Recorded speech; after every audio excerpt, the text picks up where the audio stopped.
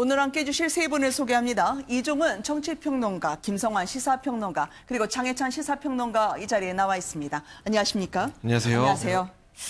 오늘 새벽 패스트트랙 전쟁을 마치고요. 아침 민주당 회의가 있었는데 홍영표 원내대표가 참석을 하질 못했습니다. 임기 일주일 정도 남으셨는데요. 이 고난의 여당 원내대표, 오죽하면 원형 탈모가 생길 정도였을까요? 이 관련 발언들 그리고 패스트트랙 이후에 홍 원내대표 발언까지 들어보시겠습니다. 홍영표 원내대표랑 많이 싸우셨는데. 제가 개인적으로 오늘도 홍영표 대표가 못 나왔죠. 몸이 되게 많이 아픈 걸로 알고 있습니다. 홍영표 대표가 그냥 머리에 그냥 이렇게 원형 탈모도 생기면서 아주 많이 몸이 힘들어하는 그 모습을 보고 좀 안타까움도 있습니다. 내가 좀 많이 집권당 원내대표를 이렇게 많이 괴롭힌 것 같아요. 홍영표 원내대표님 머리가 다 빠지도록 저 긴 머리를 보세요. 저렇게 인내심을 가지고 여기까지 왔습니다. 뭐 해야 돼? 아니 아까 얘기 다 했는데 또 시켜요? 이제 저 별로 볼 일 없을 겁니다. 네. 홍영표 원내대표가 힘들어하셔서 오늘 아침에 회의에 응하게 됐습니다. 여당 원내대표라고 하는 자리, 이분이 지금 1년 임기 일주일 정도 남고 있습니다만 결국 이 눈가에 눈물이 비치는 듯 울먹했던 장면을 저희가 확인할 수가 있었습니다. 본인이요, 지금 오늘 우연히도 패스트트랙 지정이 된 날이 생일날이라고 하던데요. 김성환 평론가님, 네. 이 민주당 의원들이 케이크도 켜줬는데 저 모습을 보면서 참 감회 어릴 것 같다라는 느낌을 받게 됩니다. 네, 원내대표 되고 난 다음에 사실은 우여곡절이 굉장히 많았죠. 네. 특히 자유한국당하고 협상하는 게 쉽지는 않았습니다. 그동안에 이제 얘기가 많이 나왔던 것처럼 자유한국당이 그 국회 보이콧을 17번 했다 이런 얘기가 나올 정도로 네. 이제 협상을 제대로 진행하지 못했던 일들이 굉장히 많았고요. 사실 그럼에도 불구하고 여당, 집권 여당의 대표라고 하는 것은 야당하고 협상을 어떻게 해서든 해야 될 입장이지 않습니까? 그렇죠. 근데 결국 마지막에는 패스트 트랙이라고 하는 것 때문에 결국 자유한국당 의원들하고 몸싸움까지 하는 이런 일이 있을 수밖에 없었는데 근데 결국 이제 큰 고비 하나를 마지막으로 넘게 된 거죠. 네. 그동안의 마음고생이 다 이제 나오게 된 것인데 네. 좀 인상적이었던 것은 이 정의당 고 노회찬 원내대표 언급을 했다는 겁니다. 그러니까 그 생전에 네. 선거제 개혁 문제에 있어서 우리 같이 하자. 네. 그러니까 이거는 좀 어떻게 뜻을 이뤄서 이것만큼이라도 어떻게 좀 처리를 하자 이렇게 얘기를 했다고 하는데 네. 그 약속을 이제야 지킬 수 있게 됐다 이런 말을 하면서도 굉장히 감회 어린 표정을 졌다고 합니다. 네. 지난해 5월 이 김성태 의원 단식 투쟁할 때 이분이 취임을 하고요. 이 드루킹 사건까지 참 몸으로 막는 일을 많이 했던 분 아니겠습니까? 이종훈 평론가님. 네, 그러니까 처음 이제 취임했을 때부터 네. 그때 지금 여야가 굉장히 갈등 국면이었어요. 지금 상황하고 비슷한 거죠. 그러니까 이번에 아마 더불어민주당 원내대표 되시는 분도 뭐 비슷한 상황일 것 같긴 해요. 근데 그때 네. 드루킹 특검 받아라 말아라 해가지고 지금 이제 김성태 당시 자유한국당 원내대표가 그 항의 지금 농성을 하지 않았습니까? 그렇죠. 단식 농성을 그때 하고 있는 그 상황이었고 그래서 당선되자마자 그 농성장에 달려가서 뭐 이제 대화를 나누고 설득을 하고 네. 뭐 이런 일부터 이제 시작을 했던 이제 그런 그 상황이고요. 그런데 사실은 뭐 그때 그 홍영표 원내대표가 당선되면서 네. 상당히 그때 앞으로 향후 그 여야 관계 좀 좋아지지 않을까 뭐 이런 예상을 많이 했었어요. 그러니까 뭐 두 사람 다 양대 노총 출신이다. 네. 그래서 노조 출신이기 때문에 서로 뭐 공감대도 상당히 있을 것이고 뭐 그렇게 해서 이제 긍정적인 전망도 많이 나오긴 했는데 좀 지나고 생각해 보니 결과적으로 뭐 큰 차이는 없었던 것 같다. 그러니까 네. 여야는 여전히 지금 대치 국면이고 또 1년 지난 뒤 지금 새 원내대표를 뽑아야 되는 시점에서도 마찬가지 상황. 또 야당은 지금 장외투쟁으로 나가는 단식 농성 네. 못지않은 뭐 그런 그 국면, 갈등 국면이 아닌가 이렇게 생각을 합니다. 네.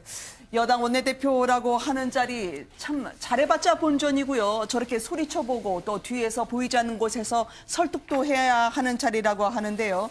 이분이 그렇게 충혈된 눈으로 원형 탈모가 진행되기까지 극한 작업일 것 같다라는 평가가 나오더라고요. 장혜찬 평론가님. 네, 특히나 여당 원내대표는 극한 직업이라고 할 수밖에 없습니다. 네. 이를테면 야당과의 협치를 위해서 타협을 하게 됐을 경우 당 내부에서는 너무 많은 양보를 했다. 이런 비판을 받기 쉽고요. 그렇다고 타협을 하지 않고 강경 대치를 지속할 경우에는 성과가 없다. 네. 입법을 못했다. 이런 비판을 또 받게 됩니다. 그러니까 어느 지점에서 적절하게 대치도 하고 타협을 해야 될지 그 중간점을 찾아가는 게 참 힘들겠구나. 익히 예상을 할 수가 있는 부분이고요. 네. 오죽하면 문재인 대통령도 올해 1월 민주당 당직자들과의 오찬 간담회에서 홍영표 원내대표 TV로 볼 때 막 눈에 핏줄도 터지고 하는 모습들 네. 참 고생스러웠겠다. 이런 언급을 할 정도였습니다. 네. 홍영표 원내대표 같은 경우 그러나 본인의 임기 마지막에 패스트트랙 어쨌든 추인을 시키면서 유종의 미를 거뒀다고 봐야 되는데요. 네. 이 홍 원내대표조차도 드루킹 특검이 발동되는 것을 막지는 못하지 않았습니까? 임기를 시작하자마자 김성태 전 원내대표의 단식 투쟁에 네. 어떻게 보면 좀 밀려서 드루킹 특검을 허락해줬고 그 결과 김경수 지사가 1심에서 구속까지 당했기 때문에 그렇죠. 당 내부에서 그로 인해서 많이 양보를 해줬다. 이런 비판을 많이 받았거든요. 네. 그만큼 이렇게 해도 비판을 받고 저렇게 해도 비판을 받는 극한 직업이지만 원내 의원들의 수장이 되는 것 그로 인한 권한도 만만치 않기 때문에 극한 직업임에도 불구하고 다음 원내대표 경선 역시 매우 치열할 전망입니다. 네. 이 여당 원내대표, 이 전임 우원식 원내대표도 협상 결렬 브리핑을 할 때 눈물을 보이기도 했던 자리였는데요. 힘센 자리인데 꼭 막판에는 이렇게 눈물을 보이고 떠나시네요. 그럼에도 불구하고 왜 다들 이 자리에 도전하려고 하시죠? 장희찬 평론가님도 이야기했지만요. 네. 그러니까 세상에 공짜는 없죠, 절대. 네. 그러니까 원형 탈모를 얻은 대신에 또 다른 것도 많이 얻기 때문에 이제 이 자리를 굳이 하시는 거 아니겠습니까? 네. 그러니까 홍영표 원내대표 같은 경우에도 이제 이번에 굉장히 힘든 어찌됐건 1년을 개인적으로 보냈을 텐데 그럼에도 불구하고 원내대표를 한번 거치게 되면 정치적인 영향력이랄까 당내에서 영향력을 말할 것도 없고 네. 또 국민 사회에서의 인지도도 확실히 높아지죠. 그래서 이제 그 다음 행보로 보통 가기 위해서 원내대표를 반드시 거쳐야 되는 과정으로 생각하는 의원들이 많이 있습니다. 간단하게 이야기하면 네. 당내에서 좀 중량급으로 이제 가기 위해서는 원내대표를 반드시 거쳐야 되는. 그래서 원내대표 거치고 나면 차기 대권 도전으로 간다든지 당대표 네. 도전으로 간다든지 보통 그런 이제 일련의 과정에서 굉장히 중요한 그 자리라고 생각을 하는 거고요.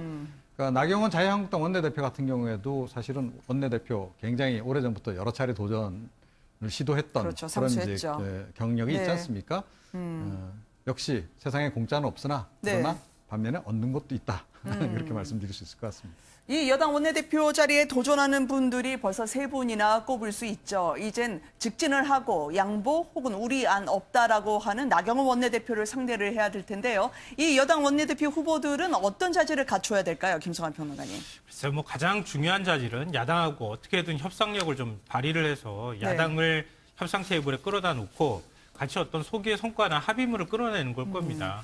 그러니까 뭐 그게 원래 정치의 본령에 맞는 것이고요. 네. 근데 그게 잘 안 된다는 거예요, 문제는. 서로 간의 인식차도 굉장히 크고요. 네. 그러니까 더군다나 그동안에는 산길을 구불구불 왔다 그러면은 패스트트랙에 어찌됐든 선거법 개혁 문제라든가 사법 개혁 문제를 일단 태우긴 태웠지 않습니까? 그렇죠. 그러니까 고속도로를 타긴 탔는데 지금 자유한국당이 곳곳에다 지금 바리케이트를 쳐놓고 기다리고 있는 상황이란 말이에요. 네. 그러니까 빨리 갈 수는 있지만 장벽이 가로막혀서 아예 못 가는 상황이 벌어질 수도 있기 때문에 그걸 어떻게 잘 넘을 것인가 이 네. 부분이 최대 관건으로 남아 있고요. 그러니까 결국은 앞으로는 어찌 보면 협상력이 훨씬 더 중요한 국면에 그렇게 들어섰다. 되죠. 네. 그게 안 되면은 그냥 이 고속도로를 타고 끝까지 그냥 가는, 그러니까 본회의 표결까지 가는 방식을 선택할 수밖에 없지만 그거는 일단 잠시 뒤에다 놓고 네. 가다가 휴게실에 들러서 자유한국당하고도 얘기하고 같이 또 협상도 하고 이런 과정들을 계속 밟을 수밖에 없거든요. 그러니까 당장 자유한국당은 지금 장애로 나가겠다고 하는데 약간의 냉각기를 거친 뒤에 결국은 민생 문제를 처리하기 위해서 어떻게 국회로 복귀시키느냐 네. 출구를 좀 뚫어줘야 할 필요도 있고요. 민주당 스스로도 자유한국당에 명분을 좀 줘야 할 필요가 있을 겁니다. 그러니까 그 어떤 명분을 어떤 방식으로 잘 지혜롭게 주느냐 네. 이게 여당 원내대표로서 제일 지금 바로 앞에 있는 고비가 되지 않을까 싶습니다.